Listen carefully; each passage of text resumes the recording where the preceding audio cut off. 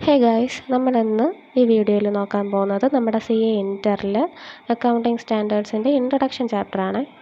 അപ്പോൾ അതിൻ്റെ മീനിങ് വന്നിട്ട് നോക്കാം. Accounting standards are written policy documents issued by the government. അതായത് നമുക്കൊരു ബിസിനസ് ട്രാൻസാക്ഷൻ അല്ലെങ്കിൽ ഇവൻറ്റ്സ് നമ്മുടെ ബുക്സിൽ എങ്ങനെ റെക്കോർഡ് ചെയ്യണം, എന്തൊക്കെ റൂൾസ് പാലിച്ച് വേണം റെക്കോർഡ് ചെയ്യാൻ, അതൊക്കെ പറയുന്ന കുറേ സെറ്റ് ഓഫ് റൂൾസാണ് അക്കൗണ്ടിങ് സ്റ്റാൻഡേർഡ്സ് എന്ന് പറയുന്നത്. അപ്പം കമ്പനീസിന് ഈ AS ഒക്കെ ഇഷ്യൂ ചെയ്യുന്ന ആരാ? നമ്മുടെ മിനിസ്ട്രി ഓഫ് കോർപ്പറേറ്റ് അഫയേഴ്സ്, അതായത് MCA. പിന്നെ നോൺ കോർപ്പറേറ്റ് എൻറ്റിറ്റീസ്, അതായത് നമ്മുടെ സോൾ പ്രൊപ്രൈറ്റേഴ്സിനും പാർട്ട്ണർഷിപ്പിനും ഒക്കെ ഇത് AS ഇഷ്യൂ ചെയ്യുന്ന ആര്? ICA. ഇനി എന്തോത്തിനാണ് ഈ AS? കുറേ റൂൾസ് ഉണ്ടല്ലോ, ഇതൊക്കെ എന്തിനാണെന്നുള്ളതാണ് പറയുന്നതെന്ന് വെച്ച് കഴിഞ്ഞാൽ സ്റ്റാൻഡേർഡൈസ്ഡ് അക്കൗണ്ടിങ് ട്രീറ്റ്മെൻറ്റ്സ്. അതായത് ഇപ്പം ഫോർ എക്സാമ്പിൾ പറയുകയാണെങ്കിൽ ഫൗണ്ടേഷൻ ലെവലിൽ നമുക്ക് ഇൻവെൻറ്ററി വാല്യൂ ചെയ്യാനായിട്ട് ഒരുപാട് മെത്തേഡ്സ് ഉണ്ടായിരുന്നു. LIFO, FIFO, simple average, weighted average എന്നൊക്കെ പറഞ്ഞ് ഒരുപാടുണ്ടായിരുന്നു. പക്ഷേ AS2 വന്നപ്പോൾ ലിഫോയും സിമ്പിൾ ആവറേജും യൂസ് ചെയ്യാൻ പാടില്ല എന്നുള്ളൊരു റൂള് വന്നു. അപ്പം ഒരു കാര്യം വാല്യൂ ചെയ്യാൻ കുറേ മെത്തേഡ്സൊക്കെ ഉണ്ടായിരുന്നത് വെട്ടിച്ചുരുക്കി കുറച്ച് സെറ്റ് ഓഫ് മെത്തേഡ്സ് ആക്കി. അപ്പോൾ അതൊന്ന് ചുരുക്കി സ്റ്റാൻഡർഡൈസ് ചെയ്തു, ഒന്ന് ഓർഗനൈസ് ചെയ്തു. അതിൻ്റെ ഫലമായിട്ട് എന്ത് പറ്റി? ഈ ഫൈനാൻഷ്യൽ സ്റ്റേറ്റ്മെൻറ്റ്സൊക്കെ കമ്പയർ ചെയ്യാൻ എളുപ്പമായി. അതാണ് സ്റ്റാൻഡർഡൈസേഷനും കമ്പാരബിലിറ്റിയും കൊണ്ട് ഉദ്ദേശിക്കുന്നത്. നെക്സ്റ്റ് അഡീഷണൽ ഡിസ്ക്ലോഷർ എന്ന് വെച്ച് കഴിഞ്ഞാൽ കുറച്ച് എന്തൊക്കെ പോളിസീസ് യൂസ് ചെയ്തു എന്നൊക്കെ ഉള്ളത്, കുറച്ച് കാര്യങ്ങൾ അഡീഷണലായിട്ട് ഡിസ്ക്ലോസ് ചെയ്യണമെന്നുള്ളതിൻ്റെ ഒരു റൂളും കൂടെ വന്നു. അപ്പം അതത്രയാണ്. നെക്സ്റ്റ് AS ഏതൊക്കെ ഏരിയാസാണ്, എന്തൊക്കെ ആസ്പെക്റ്റുകളാണ് കവർ ചെയ്യുന്നത് നമുക്ക് നോക്കാം. നെക്സ്റ്റ് ഫസ്റ്റ് വൺ റെക്കഗ്നിഷൻ കൊണ്ട് അക്കൗണ്ടിങ്ങിൽ ഉദ്ദേശിക്കുന്നതെന്ന് വെച്ച് കഴിഞ്ഞാൽ, ഇപ്പോൾ ഒരു ട്രാൻസാക്ഷൻ കിട്ടിക്കഴിഞ്ഞാൽ അത് നമ്മുടെ ബുക്കിൽ റെക്കോർഡ് ചെയ്യണോ വേണ്ടയോ, ഇപ്പം റെക്കോർഡ് ചെയ്യണമെങ്കിൽ അത് ഏത് വർഷം റെക്കോർഡ് ചെയ്യണമേ ഒക്കെ പറയുന്നതാണ് റെക്കഗ്നിഷൻ കൊണ്ട് ഉദ്ദേശിക്കുന്നത്. നെക്സ്റ്റ് മെഷർമെൻറ്റ്, റെക്കോർഡ് ചെയ്ത സാധനം എങ്ങനെ മെഷർ ചെയ്യണം, ഏത് വാല്യൂവിൽ മെഷർ ചെയ്യണം എന്നൊക്കെ നോക്കുന്നതാണ് മെഷർമെൻറ്റ്. നെക്സ്റ്റ് പ്രസൻറ്റേഷൻ, ഇതെങ്ങനെ പ്രസൻറ്റ് ചെയ്യണം, ബാലൻസ് ഷീറ്റിലും നമ്മുടെ ഫൈനാൻഷ്യൽ സ്റ്റേറ്റ്മെൻറ്റിൽ ഇത് ഏത് രീതിയിൽ പ്രസൻറ്റ് ചെയ്യണം എന്ന് പറയുന്നതാണ് പ്രസൻറ്റേഷനിൽ പറയുന്നത്. നെക്സ്റ്റ് ഡിസ്ക്ലോഷർ, നമ്മൾ P&Lലും ബാലൻസ് ഷീറ്റിലും കൂടാതെ നോട്ട്സ് ടു അക്കൗണ്ട്സിൽ കുറച്ച് കാര്യങ്ങൾ നമ്മൾ ഡിസ്ക്ലോസ് ചെയ്യും. അതെന്തൊക്കെ ചെയ്യണം, എങ്ങനെ ചെയ്യണമെന്ന് പറയുന്നതാണ് ഡിസ്ക്ലോഷർ. ഇതൊക്കെ ജസ്റ്റ് ഒന്ന് വായിച്ച് വിട്ടാൽ മതി. നെക്സ്റ്റ് നമ്മുടെ ഏരിയ വരുന്നത് ഇതാ, നമ്മൾ നേരത്തെ പറഞ്ഞായിരുന്നു നോൺ കോർപ്പറേറ്റ് എൻറ്റിറ്റീസിന് AS ഒക്കെ ഇഷ്യൂ ചെയ്യുന്ന ആരാ? നമ്മുടെ ബോർഡ് ICAI. അപ്പം നമ്മുടെ ICAI നമ്മുടെ ഈ നോൺ കോർപ്പറേറ്റ് എൻറ്റിറ്റീസിനെ 4ആയിട്ട് ക്ലാസിഫൈ ചെയ്തിട്ടുണ്ട്. ലെവൽ 1, ലെവൽ 2, ലെവൽ 3, ലെവൽ 4 ഇങ്ങനെ ക്ലാസിഫൈ ചെയ്തിട്ടുണ്ട്. അപ്പം ലെവൽ 1-നകത്ത് വരുന്ന നോൺ കോർപ്പറേറ്റ് എൻറ്റിറ്റീസിൻ്റെ ഏതൊക്കെയാണെന്ന് നമുക്ക് നോക്കാം. First listed or process of listing in stock exchange of India outside India. ഇന്ത്യയിൽ പുറത്തെയോ സ്റ്റോക്ക് എക്സ്ചേഞ്ചിൽ ലിസ്റ്റ് ചെയ്ത കമ്പനി ആയിരിക്കണം, ലിസ്റ്റ് ചെയ്ത എൻറ്റിറ്റി ആയിരിക്കണം. അതാണെങ്കിൽ ലെവൽ 1-ൽ വരും. ഒരു ബാങ്കോ ഫൈനാൻഷ്യൽ ഇൻസ്റ്റിറ്റ്യൂഷനോ ഇൻഷുറൻസ് കമ്പനിയൊക്കെ ആണെങ്കിൽ ലെവൽ 1-ൽ വരും.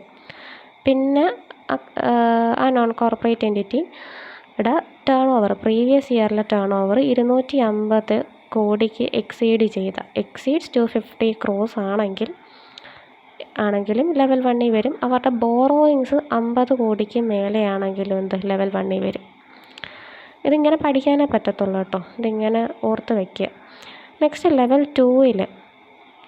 2-ൽ വരുമ്പം ടേൺ ഓവർ 50 കോടിക്ക് മേലെ ആയിരിക്കണം, പക്ഷേ 250 കോടിക്ക് മേലെ ആവരുത്. Turn over greater than 50 crores but does not exceed 250 crores. Next borrowings 10 കോടിക്ക് മേലെയാണ്, പക്ഷേ 50 കോടിക്ക് താഴെ ആയിരിക്കണം. അതാണ് ലെവൽ 2-ലെ എൻറ്റിറ്റീസിൽ വരുന്നത്. നെക്സ്റ്റ് ലെവൽ 3-ൽ വരുന്നത് വെച്ചാൽ turnover exceeds 10 crore but does not exceed 50 crore. 10 കോടിക്ക് മേലെ ആയിരിക്കണം, 50 കോടിക്ക് താഴെ ആയിരിക്കണം. ബോറോയിങ്സ് 2 CR മേലെ ആയിരിക്കണം, 10 CR താഴെ ആയിരിക്കണം. ലെവൽ 3 വരുന്നത് ഇത് ഇത്രയും. ഇനി ലെവൽ 4 വരുന്നതെന്ന് വെച്ച് കഴിഞ്ഞാൽ ഈ ലെവൽ 1, 2, 3 പെടാത്തത് ഏത് ലെവൽ 4 വരും. അതായത് എൻറ്റിറ്റീസ് അതർ ദാൻ ലെവൽ 1, 2, 3. പിന്നെ എന്തിനാണ് ഈ കാറ്റഗറൈസേഷൻ ഡൗട്ട് വന്നില്ലേ എന്ന് വെച്ച് കഴിഞ്ഞാൽ വേറൊന്നുമില്ല, ഈ ഇതിനകത്ത് വരുമ്പോൾ കുറച്ച് എൻറ്റിറ്റീസിന് കുറച്ച് എക്സംഷൻസും റിലാക്സേഷൻസും ഒക്കെ കിട്ടും. അതിന് വേണ്ടിയാണ് ഈ കാറ്റഗറൈസേഷൻ നടത്തുന്നത്. അതായത് നോക്ക്, ഈ AS3, AS17, AS21, AS23, AS27 ഇതൊക്കെ എന്തോ നിങ്ങൾ അങ്ങോട്ട് പഠിക്കും. ഇതൊന്നും ഈ ലെവൽ 2, 3, SMC ഇവർക്കൊന്നും ആപ്ലിക്കബിൾ അല്ല. SMC എന്തോ നമ്മൾ അടുത്തതിനകത്ത് പഠിക്കുക. പിന്നെ AS18 അതും എന്തുവാ ഈ ലെവൽ 1നും 2നും ആപ്ലിക്കബിൾ ആകത്തില്ല. 3നും 4നും ലെവൽ 1നും 2നും ആപ്ലിക്കബിൾ ആവും. ലെവൽ 3നും 4നും ആപ്ലിക്കബിൾ ആവൂല. ഇതാണ് ഞാൻ പറഞ്ഞില്ലേ എക്സംഷൻസ് ആൻഡ് റിലാക്സേഷൻ. ഇതിങ്ങനെ കാണാണ്ട് നമുക്ക് പഠിക്കാനേ പറ്റത്തുള്ളൂ കേട്ടോ. എന്തെങ്കിലുമൊക്കെ കോഡോ എന്തെങ്കിലുമൊക്കെ വെച്ചത് ഓർത്തിരിക്കുക. കാര്യം ഈ ഏരിയയിൽ നിന്ന് ക്വസ്റ്റ്യൻസ് വരും. കാറ്റഗറൈസ് ചെയ്യാനായിട്ട് ചോദിക്കും. ലെവൽ 1, 2, 3, 4 എന്ന് ക്വസ്റ്റ്യൻസ് തന്നിട്ട് കാറ്റഗറൈസ് ചെയ്യാനായിട്ട് ചോദിക്കും. അപ്പം നെക്സ്റ്റ് സ്ലൈഡിൽ നമുക്ക് പഠിക്കാം കോർപ്പറേറ്റ് എൻറ്റിറ്റീസ്. നമ്മൾ പറഞ്ഞായിരുന്നു നോൺ കോർപ്പറേറ്റ് എൻറ്റിറ്റീസിന് ICAIയും കോർപ്പറേറ്റ് അതായത് കമ്പനീസിന് MCA ആണ് AS ഇഷ്യൂ ചെയ്യുന്നതെന്ന് പറഞ്ഞു. രണ്ടായിട്ടേ കാറ്റഗറൈസ് ചെയ്തിട്ടുള്ളൂ, SMC, നോൺ SMC. SMC എന്ന് വെച്ച് കഴിഞ്ഞാൽ small and medium sized company. അതാണ് SMCയുടെ ഫുൾ ഫോം വരുന്നത്. ഇപ്പം SMC, നോൺ SMC നമ്മൾ കാറ്റഗറൈസ് ചെയ്തില്ലേ. ഇപ്പം SMC കമ്പനീസ് SMC ആണെങ്കിൽ അവർക്ക് കുറച്ച് എക്സംഷൻസ് കിട്ടും. നോൺ SMC ആണെങ്കിൽ എക്സംഷൻസും റിലാക്സേഷനൊന്നും കിട്ടത്തില്ല. അതിനാണ് ഇത് ഇങ്ങനെ കാറ്റഗറൈസ് ചെയ്ത് വെച്ചേക്കുന്നത്. നമുക്ക് SMC ആവണമെങ്കിൽ കമ്പനീസിന് എന്തൊക്കെ റിക്വയർമെൻറ്റ്സ് വേണമെന്ന് നോക്കാം. ഇത് നോക്കിക്കേ, not listed or not in process of listing in India or outside India, not a bank, financial institution, insurance company. പിന്നെ ഇവർ രണ്ടുപേരും. ഇത് നേരെ ഒന്ന് ആലോചിച്ച് നോക്കേ. നമ്മുടെ ലെവൽ 1 എൻറ്റിറ്റീസ് ഇല്ലായിരുന്നോ നമ്മുടെ മറ്റേ നോൺ കോർപ്പറേറ്റിനകത്ത്? അതിൻ്റെ നേരെ ഉൾട്ടയാണിത്. നേരെ തിരിച്ചിട്ടാൽ മതി, SMCയുടെ റിക്വയർമെൻറ്റ്സ് ആവും. അവിടെ ഇതെല്ലാം ലിസ്റ്റഡ് ആയിരിക്കണം, പ്രോസസ് ഓഫ് ലിസ്റ്റിങ്ങിലായിരിക്കണമെന്നാണ് പറഞ്ഞത്. ഇവിടെ നോട്ട് ചേർത്താൽ മതി എല്ലാത്തിനും. ഇതൊക്കെ സെയിം തന്നെ. ഇത് അവിടെ എക്സീഡ്സ് ആണെങ്കിൽ ഇവിടെ less than or equal to കൊടുക്കും. അതായത് നേരെ ഓപ്പോസിറ്റ്. സോ ഇതെന്തിനാണ് നമ്മൾ കാറ്റഗറൈസ് ചെയ്തതെന്ന് ചോദിച്ചു കഴിഞ്ഞാൽ AS17 is not applicable in full in SMC. പിന്നെ കുറച്ച് റിലാക്സേഷൻ ബേസിക്കലി അതിനാണ്. ഇത് ജസ്റ്റ് ഓർത്തിരിക്കുക, ഇതിൽ നിന്ന് ക്വസ്റ്റ്യൻസ് വരും. നെക്സ്റ്റ് നമ്മളൊരു 2 ക്വസ്റ്റ്യൻസ് വർക്കൗട്ട് ചെയ്യാം. ഇത് ബേസ് ചെയ്ത് 2 ക്വസ്റ്റ്യൻസ് നമുക്ക് വർക്കൗട്ട് ചെയ്യാം.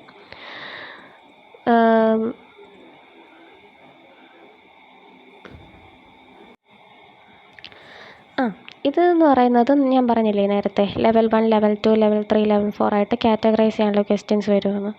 അപ്പോൾ കുറച്ച് ക്വസ്റ്റ്യൻസ് തന്നിട്ടുണ്ട്. നമുക്ക് ഇത് ഏത് ലെവലിലുള്ളതാണെന്ന് കണ്ടുപിടിക്കണം. അപ്പോൾ ഫസ്റ്റ് ക്വസ്റ്റ്യൻ നോക്കൂ. Diya textiles whose turnover exceeds 10 crore but does not exceed 50 കോടി. ഇത് ഏതിനകത്താണ് വരുന്നത്? ലെവൽ 3-നകത്താണ് വരുന്നത്. അത് നോക്കിയാൽ മതി. ലെവൽ 3യുടെ റിക്വയർമെൻറ്റ്സ് എടുത്ത് നോക്കുമ്പോൾ greater than 10 CR but does not exceed 50 കോടി. Next question, Sun industries is having borrowings excess rupees 2 കോടി but does not excess of rupees 10 കോടി. ഇതും എന്തുവാ? ലെവൽ 3-നകത്താണ് വരുന്നത്. Next, Navami industries is having borrowings less than ₹50 lakhs at any time during the immediately preceding year. അപ്പം ഏറ്റവും താഴെയാണ്. അപ്പം ഇത് ഈ 3-ലും പെടത്തില്ല. ലെവൽ 1-ലും 2-ലും 3-ലും പെടാത്തതുകൊണ്ട് ഏതിൽ പോവും? ലെവൽ 4-ൽ പോവും. അപ്പോൾ ഇതേ കണക്കത്തെ ക്വസ്റ്റ്യൻസൊക്കെയാണ് ഈ ഒരു ഇൻട്രൊഡക്ഷൻ ചാപ്റ്ററിൽ നിന്നൊക്കെ ചോദിക്കത്തുള്ളൂ. നെക്സ്റ്റ് ഒരു ക്വസ്റ്റ്യനും കൂടെ നോക്കാം. ഇതിൻ്റെ ബാക്കി കുറച്ചുകൂടെ ഉണ്ട്. ഇത് നോക്കിക്കേ. ഇത് നമുക്ക് ക്വസ്റ്റ്യൻസ് ഫുള്ള് വായിച്ച് നോക്കേണ്ട കാര്യം പോലും ഇല്ല. നോക്കിക്കതോ, ഇതൊരു ഫൈനാൻഷ്യൽ ഇൻസ്റ്റിറ്റ്യൂഷനാണെന്ന് പറഞ്ഞിട്ടുണ്ട്, ഇതും ഫൈനാൻസിൻ്റെ ആണെന്ന് പറഞ്ഞിട്ടുണ്ട്, ഇതൊക്കെ ബാങ്കിൻ്റെ ആണെന്നും പറഞ്ഞിട്ടുണ്ട്. അതൊക്കെ ഏതിൻ്റെ അണ്ടറിൽ വരും? ലെവൽ 1 അണ്ടറിലേ വരത്തുള്ളൂ. മനസ്സിലായോ? അപ്പം അത് നോക്കിയാൽ മതി. അത് നമ്മൾ ആ റിക്വയർമെൻറ്റ്സ് കാണാണ്ട് പഠിക്കണം. അപ്പോൾ ഇത് നമുക്ക് പെട്ടെന്ന് ചെയ്യാൻ പറ്റും. അപ്പം നെക്സ്റ്റ് ക്വസ്റ്റ്യൻ എന്ന് പറയുന്നത്, A company was classified as A non SMC in 2012. അത് X1 X2 എന്ന് പറയുന്നത് അങ്ങനെ വായിച്ചാലും മതി. In 2000 X2 X3 it has been classified in SMC. Management decides to avail the exemptions or relaxations available for SMC in 2000 X2 X3. However, the accountant of the company does not agree with the same comment. അതായത് ഇതിനകത്ത് പറഞ്ഞേക്കുന്നത് എന്തുവാ? ഒരു company, അതായത് non SMC ആയിരുന്ന ഒരു company classify ചെയ്ത് SMC ആയിപ്പോയി. അതായത് വലിയൊരു കമ്പനി അവരുടെ ടേൺ ഓവറും അതൊക്കെ കുറഞ്ഞപ്പോഴത്തേക്കിന് എന്തുവാ, നോൺ SMC ആയി.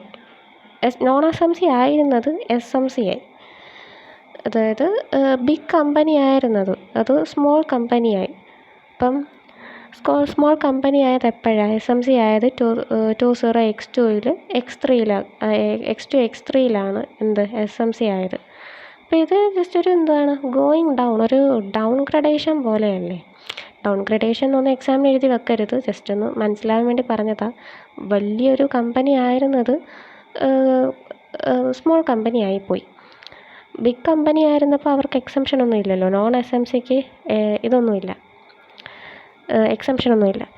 അപ്പം ഇവർ ഈ നോൺ SMC ആയപ്പോഴത്തേക്കിന് കുറച്ച് റിലാക്സേഷനും എക്സംഷൻസും ഉണ്ടല്ലോ, അത് അവർക്ക് അവെയിൽ ചെയ്യാനായിട്ട് മാനേജ്മെൻറ്റ് ഇങ്ങനെ അക്കൗണ്ടൻറ്റിനോടത്ത് പറഞ്ഞു അങ്ങനെ ചെയ്യണമെന്ന്. പക്ഷേ അക്കൗണ്ടൻറ്റ് എന്ത് ചെയ്തു? അഗ്രി ചെയ്തില്ല ആ ഒരു കാര്യത്തിനോട്. എന്ത് ചെയ്യും? അക്കൗണ്ടൻറ്റിനെ പിടിച്ച് നമുക്ക് പുറത്ത് കളയാൻ പറ്റുമോ? അതോ അക്കൗണ്ടൻറ്റ് പറഞ്ഞ് ശരിയാണോ? നമുക്ക് നോക്കാം. ഈ ആൻസർ നോക്കുന്നതിന് പകരം ഞാനതിൻ്റെ സിമ്പിളായിട്ട് കാര്യം പറഞ്ഞു തരാം. ഇപ്പോൾ ഒരു വലിയ കമ്പനി ഒരു ചെറിയ കമ്പനിയായി പോകുമ്പം ടേൺ ഓവറും കാര്യങ്ങളോ കുറഞ്ഞുകൊണ്ടാണല്ലോ കുഞ്ഞു കമ്പനിയായി പോയത്. നമ്മൾ ആ കമ്പനി ഒരു 2 വർഷം 2 കോൺസെക്യൂട്ടീവ് ഇയേഴ്സ് വെയിറ്റ് ചെയ്യണം. എന്നിട്ട് വേണം SMC ആവാൻ വേണ്ടിയിട്ട്, SMCയുടെ റിലാക്സേഷനും എക്സംഷൻസും അത് അവെയിൽ ചെയ്യേണ്ടത് ഒരു 2 കോൺസെക്യൂട്ടീവ് ഇയേഴ്സ് അവർ വെയിറ്റ് ചെയ്യണം. അതായത് if you go from a big company to a small company, wait for 2 consecutive years and then take SMC, which means this year also you wait, അതായത് next year also you wait. Next year also SMC ആയി തന്നെ ഇരുന്ന് കഴിഞ്ഞാൽ exemptions എടുക്കാം. അതാണ് പറയുന്നത്. 2 consecutive years wait ചെയ്യണം എന്നാണ് പറയുന്നത്. ഈ ആൻസർ നോക്കിക്കേ.